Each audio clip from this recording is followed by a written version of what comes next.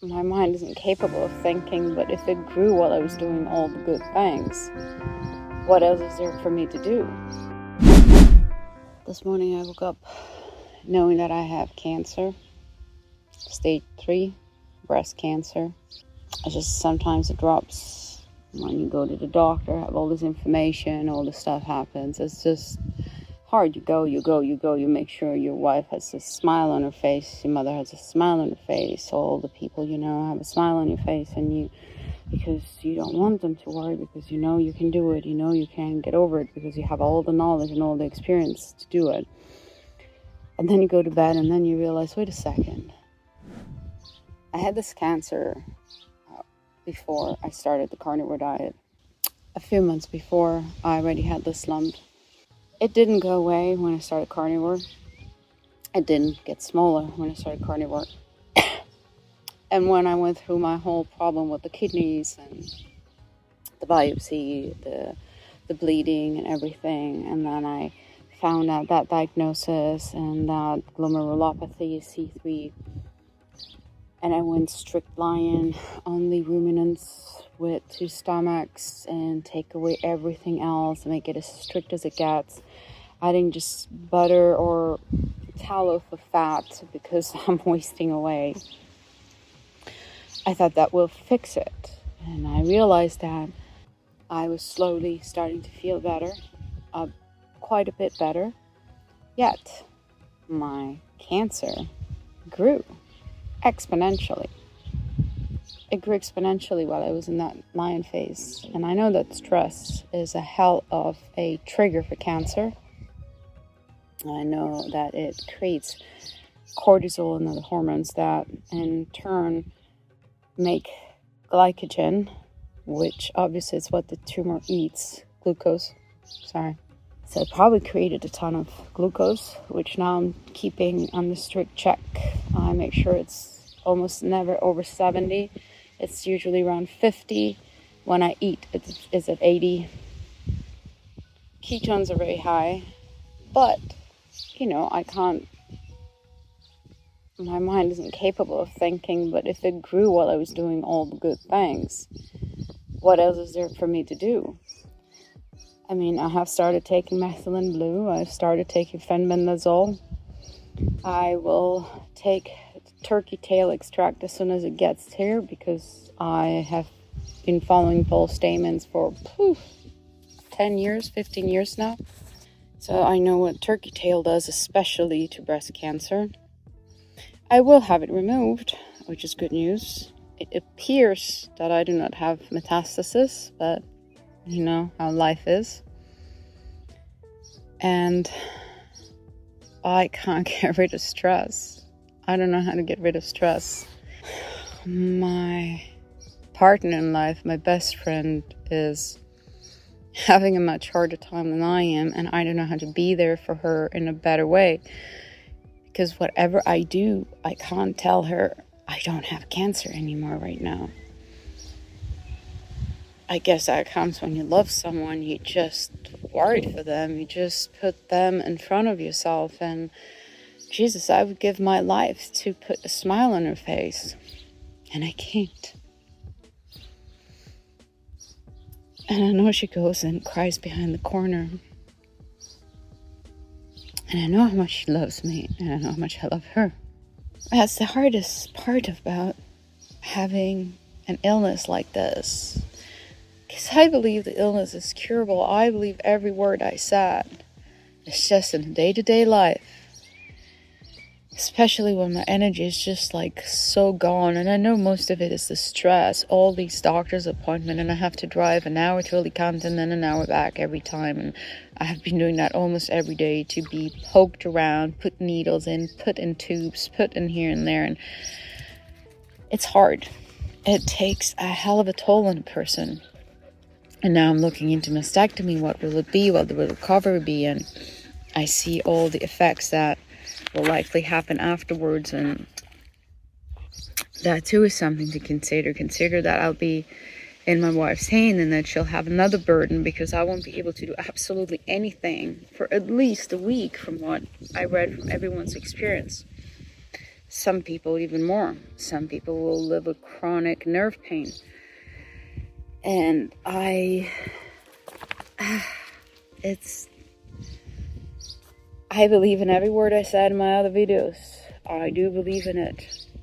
I'm not blaming God, nature, the universe, anything. I know that this, as with everything else, is just a blessing. Because something, if not for me, something is going to come out from this. In the meantime, I make sure that I can do something for whoever might listen. Be it caregivers, someone with cancer, being lovers, someone with cancer, just people with cancer that know that they're not alone. Because I have been helped by everyone that was out there that sends me messages, sends me support. And it's true. I got so much support. I feel like the Creator itself is just putting a road in front of me and showing me all the obstacles, but I'm not going through the real obstacles. I see them. So the fact that I feel down sometimes is just on me and on my human disability of seeing beyond this reality and seeing beyond what is actually there all day. Yesterday I could see that reality in every move, in every person I met. There was so much love, so much kindness. I even heard from family members that sometimes I wonder if they're alive or not. But hey, cancer does that. Everyone contacts you. Which, it's weird, but I take it. I take every nice word because it is beautiful. I choose to see the beauty in it. Am I just crazy? Am I just completely broken that I'm incurably incapable of seeing anything bad, and I just put myself in everybody else's shoes? And I think that we're all walking the same path. Me with this, you with whatever you have. It doesn't matter whether it's a physical illness, a mental illness, an emotional pain. But it's just, the trick is just in coming together. And sometimes I guess having cancer makes you feel a hell of a loneliness, especially probably in the caregivers, because I'm often so taken care of. But who takes care of them? Who takes care of them? I have a very good friend that's so deep in my heart, and I know she takes care of her hubby in all the possible ways. And I always wonder, how hard does it have to be for her caring for someone that is not even seeing really their illness and not taking it seriously, or just not doing the things that we all know we can do for it because the doctor said something. And I don't blame him either. It's our society. Our society does that. Our society wants us to do so. I'm the outlander. I'm the one that already heard so many times, you're not doing reconstructions, you're taking them both out. Why are you not doing that? Why are you not doing chemo? It's my body. Reconstruction for what? For whom? My wife doesn't give a crap whether I have boobs or not. My wife cares that I'm alive. And who else should care that I have boobs? Seriously, what is that? I care that I'm able to be a good human being. I'm able to bring everything that I have to whoever is around it, and I'm able to take from everyone that's around me and bring it in my heart. That is what I care. I have boobs? Who the fuck cares? I was 20. I was told I had beautiful boobs. Yay, wow. What did it bring me? Nothing. I met a lot of guys in my early days and a lot of girls in my early days. For the boobs, what came afterwards had nothing to do with my boobs. So they have to go, they go. Who cares? I have horrible scars. 99% of my life I would wear a shirt, so who cares? If I go to the beach, you see my scars.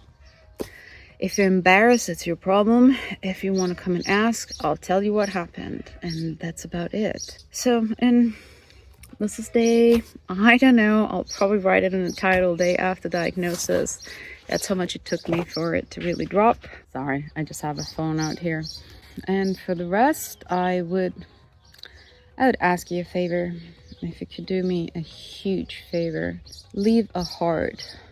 No need for anything else. Please leave just a little heart in the comments down below, and subscribe if you're not subscribed, and if you want to know, because I'm gonna tell you everything that I'm gonna do here. And probably in my next video, if I have the mental strength, I'll break down everything I'm taking, my whole protocol, and everything that I eat, because it's interesting that everything I eat has a very different effect on glucose and ketones, and the hours of fast and when I eat it. So I'm gonna share that in pretty big details in my next video. So subscribe if you want to get to see that, and click the bell so you get notified. Everyone says that. I guess it's important to say.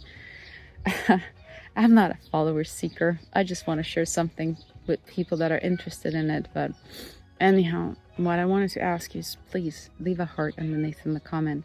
One little heart. I would like to show my wife, not for me, don't leave it for me. I am getting many. I'm really good. I have a lot of support and I feel it all. Leave a little heart for my wife, please. Just one little heart. I would like to give her a present, because in a few days it's her birthday. And I would like for her birthday to just get some love,